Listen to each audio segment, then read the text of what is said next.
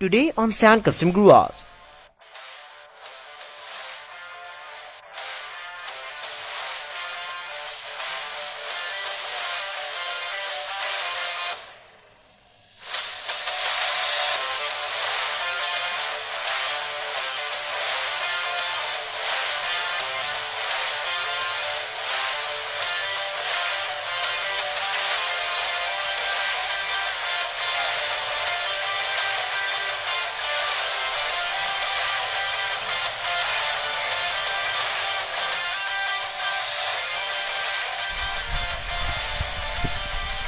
Hello guys, welcome back to Sun Custom ग्राज once again.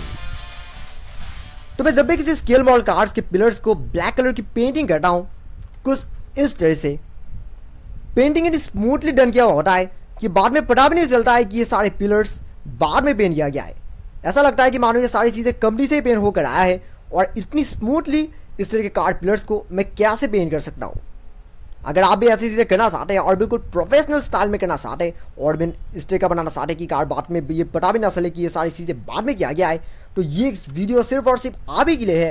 क्योंकि आज इस वीडियो में मैं आप लोगों को टेक्निक समझाने वाला हूँ जिस टेक्निक को यूज़ करके आप भी इतनी स्मूथली कार्ड पिलर्स को पेंट कर सकते हैं, यानी कि स्केल मॉडल कार्ड के पिलर्स को पेंट कर सकते हैं। मैं असली कार्ड की बात नहीं कर रहा, बिल्कुल प्रोफेशनल स्टाइल में और बिल्कुल उसी स्टाइल में जिस स्टाइल में बड़े बड़े कंपनियाँ करते हैं। तो मैं इस वीडियो को ज़्यादा लंबी नहीं करना चाहता और इसलिए मैं फटाफट से सारे टिप्स आज आप लोगों को समझाने वाला हूं कि आप लोग ऐसे स्केल मॉडल कार्ड्स के पिलर्स वगैरह को ब्लैक कलर में रीपेंट कैसे कर सकते हैं। तो यहाँ पर है मेरे पास सैंडी टॉयज की स्कोडा ऑक्टाविया, जो कि मैंने कुछ हफ्ते पहले खरीदा था। सो जैसे कि आप लोग देख सकते हैं कि फिलहाल ये कार पूरी से खुला हुआ है क्योंकि इस कार में मॉडिफिकेशन का काम चल रहा है। चलिए इस कार को यहाँ रख देते हैं। तो जैसे कि आप लोग देख सकते हैं कि यहाँ पर मैंने पूरी कार में मास्किंग किया हुआ रखा है। सो आप लोगों को भी बिल्कुल इसी स्टाइल में करना है। तो पिलर्स को पेंट करने के लिए सबसे पहले आप लोगों को कुछ प्रिकॉशन लेना है। देखिए अभी मैंने कहा कि इस तरह से मास्किंग काफ़ी ज़रूरी है। सबसे पहले आप लोगों को मास्किंग से भी पहले सबसे पहले आप लोगों को जो एकदम पतले साइज़ की जो परमानेंट मार्कर है उसकी मदद से आप लोगों को बॉर्डर ड्रॉ करना है। क्योंकि मैं इस वीडियो को ज़्यादा लंबी नहीं करना चाहता, इसलिए मैं आप लोगों को सारे स्टेप्स फटाफट से समझा देने वाला हूँ। क्योंकि यहाँ पर जो ये जो पिलर्स के बीच के जो अंदर का जो गैप होता है ये इससे काफ़ी डीप होता है। तो इसीलिए आप लोगों को अंडर परमानेंट मार्कर को घुसा देना है और फिर उसके बाद बिल्कुल धीरे धीरे करके इस पूरी लाइन को ब्लैक कलर में पेंट कर देना है। लेकिन इस बात का भी ध्यान रखिएगा कि प्रेशर बहुत ही हाई प्रेशर होना चाहिए, क्योंकि अगर आप पतले से मतलब थोड़ा सा प्रेशर से इसे पेंट करने की कोशिश करेंगे तो क्योंकि अंदर का हिस्सा डीप है तो इसलिए कई कई जगहों पर रंग लगेगा, कई कई जगहों पर रंग नहीं लगेगा। तो इसलिए अगर आप सारे की पूरा जो अंदर का जो हिस्सा है वो पूरी तरह से पेंट हो जाए, आप लोग को पूरा प्रेशर से पेंट करना है। लेकिन इस बात का भी ध्यान रखिएगा कि आपकी जो हाथ हो वो हिले ना, क्योंकि अगर आपका हाथ हिल जाएगा तो पेंट इधर उधर लग जाने का चांस है। तो इसीलिए आप लोगों को बिल्कुल स्मूथली करना है। जब आपका बॉर्डर पूरी तरह से पेंट हो गया उसके बाद आप लोग को जो कुछ भी ये सब कॉर्नर वगैरह है उन सबको आप लोग को बड़े साइज़ की यानी कि मोटे साइज़ की जो परमानेंट मार्कर है उसकी मदद से पेंट कर देना है।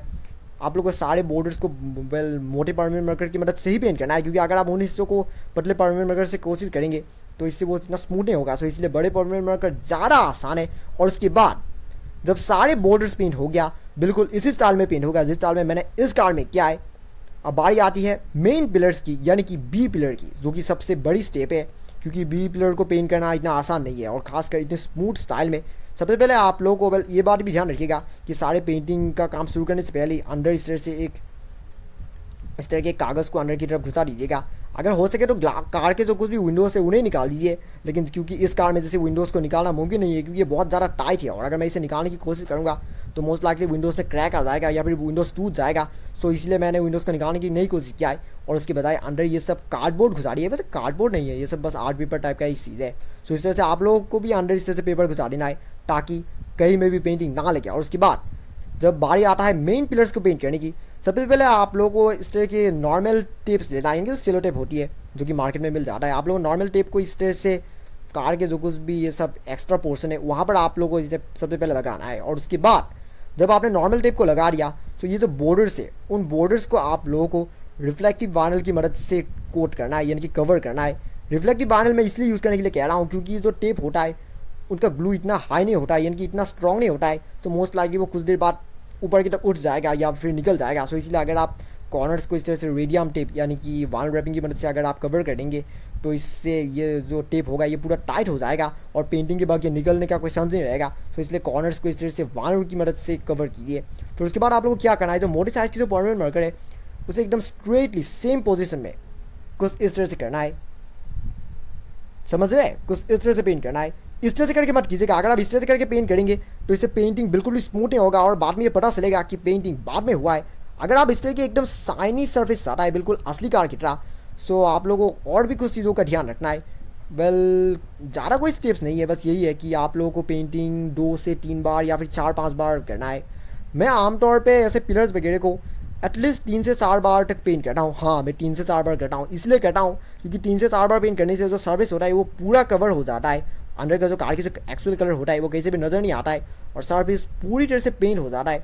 सो इसलिए अगर आप 3 से 4 बार पेंट करेंगे, यानी कि 3 to 4 कोट्स अगर पेंट करेंगे तो इससे बहुत ज़्यादा बेटर होगा। मैं आप लोगों से परमानेंट मार्कर ही यूज़ करने के लिए कह रहा हूँ, कोई और दूसरी पेंटिंग यूज़ करने की कोशिश मत कीजिएगा क्योंकि ये ट्यूटोरियल सिर्फ और सिर्फ परमानेंट मार्कर के हिसाब से ही है। सो इसलिए आप लोगों को सिर्फ परमानेंट मार्कर का ही यूज़ करना है और बिल्कुल सेम लाइन में करना है। मैंने जैसे कि अभी मैंने कहा कि अगर आप इस तरह से करके पेंट करेंगे तो इससे पेंटिंग बिल्कुल भी स्मूथ नहीं होगा और ये बाद में पता चलेगा कि उसे बाद में किया गया है। और एक और चीज़ का भी ध्यान रखिएगा, जब एक कोट पेंट हो गया, यानी कि आपने पहली बार पेंट किया और उसके बाद वो सरफेस पूरी से ब्लैक हो गया, फिर नेक्स्ट कोट को इमीडिएटली मत कीजिएगा। वेल, पेंट को तकरीबन 10-15 मिनट तक सूखने दीजिएगा क्योंकि परमानेंट मार्कर वैसे भी काफ़ी जल्दी सूख जाता है, लेकिन फिर भी अंदर की जो पेंट होता है वो काफ़ी देर तक गीला ही रहता है। वेल, वो बाहर से सूख जाता है, लेकिन जैसे आप उसके ऊपर फिर से नेक्स्ट कोट करने की कोशिश करेंगे तो इससे क्या होगा, जो पुराना वाला जो कोट था जो कि आपने पहले किया था वो फिर से गीला हो जाएगा। ये प्रॉब्लम मेरे साथ भी पहले काफ़ी बार हुआ है और इसलिए मैं आप लोगों को ये कह रहा हूँ कि अगर आप 10-15 मिनट तक वेट करेंगे और उसके बाद सेकंड कोट करेंगे तो उससे ज़्यादा बेटर होगा और रिजल्ट भी ज़्यादा बेटर होगा। अगर आप 3 से 4 बार पेंटिंग करेंगे तो आप लोग को बिल्कुल इस तरह की एक सैटिनस टाइप का एक लुक आएगा, बिल्कुल असली कार्स की तरह। और फिर उसके बाद जब आपके सारे पिलर्स पेंट हो गया और आपने देखा कि कार बिल्कुल कूल दिख रही है, अब उसके बाद कार में जो कुछ भी आपने मास्किंग वगैरह किया था वो सारे के सारे आप कार से निकाल सकते हैं। उन्हें भी निकालने के लिए आप थोड़ी बहुत ध्यान रख के निकालिएगा क्योंकि अगर आप उसे एकदम से निकालने की कोशिश करेंगे तो आपके कार में ग्लू रेसिड्यू रह जाएगा। सो इसलिए अगर आप सारे कि आपकी कार में ग्लू रेसिड्यू ना रहे तो आप लोगों को सारे चीज़ें बिल्कुल ध्यान से निकालना है। मैं आप लोगों को एक और दूसरी टिप बता देना चाहूँगा क्योंकि ऐसे टेप वगैरह एक बार किसी जगह में फिट हो जाता है तो उसके बाद निकालने के चक्कर में काफ़ी लोग अपने कार में स्क्रैच ही लगा देते हैं। तो अगर आप चाहते कि आपकी कार में स्क्रैच ना लगे, जो कॉर्नर्स है उन्हें इस तरह से मोड़ के रखिए, लगाने से पहले ही मोड़ के रखिए। अगर आप इसे लगाने से पहले ही मोड़ के रखेंगे तो इसे बाद में इसे निकालना आसान हो जाएगा। अगर आप इसे नहीं मोड़ेंगे और इसे डायरेक्टली फिट कर देंगे तो इससे मोस्ट लाइकली आपके कार में स्क्रैच लग जाएगा क्योंकि अगर आप इसे इस तरह से घिसेंगे निकालने के लिए तो आपकी कार में भी इस तरह से स्क्रैच लग जाएगा। सो इसीलिए अगर आप कॉर्नर्स को इस तरह से मोड़ के रखेंगे तो वो ज़्यादा बेटर होगा। और उसके बाद जब आपने सारे स्टिकर्स वगैरह निकाल दिया, आपके कार में होगा बिल्कुल समसमाटी नई ब्लैक कलर की पिलर्स जो कि देखने में बिल्कुल वैसा ही लगेगा जैसा कि कंपनी कार्स में करते हैं। हाँ, सो चलेगा, इस वीडियो को मैं ज़्यादा लंबी नहीं करना चाहता क्योंकि इस वीडियो में मैं आपको सारे स्टेप्स ऑलरेडी समझा दिया है। तो आज के लिए बस इतना ही।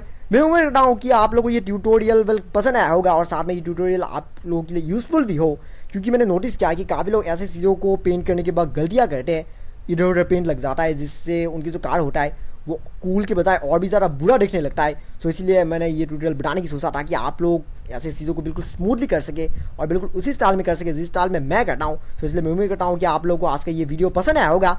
और जैसा कि मैं हमेशा कहता हूँ कि वेल, अगर आपको आज का ये वीडियो असल में पसंद आया, do not forget to like, comment, share and subscribe to my channel and also click the bell icon so you will get notifications of every new video. And thank you very much for watching my video. Have a nice day। और हाँ, इस car के ऊपर भी video आने वाला है क्योंकि फिलहाल इस कार में मैं मॉडिफिकेशन का काम कर रहा हूँ और कुछ दिनों में ये कार भी कंप्लीट हो जाएगा और उसके बाद इस कार के ऊपर भी वीडियो आएगा, वो वीडियो और कुछ ही दिनों में आएगा। And thank you very much for watching my video. Have a nice day.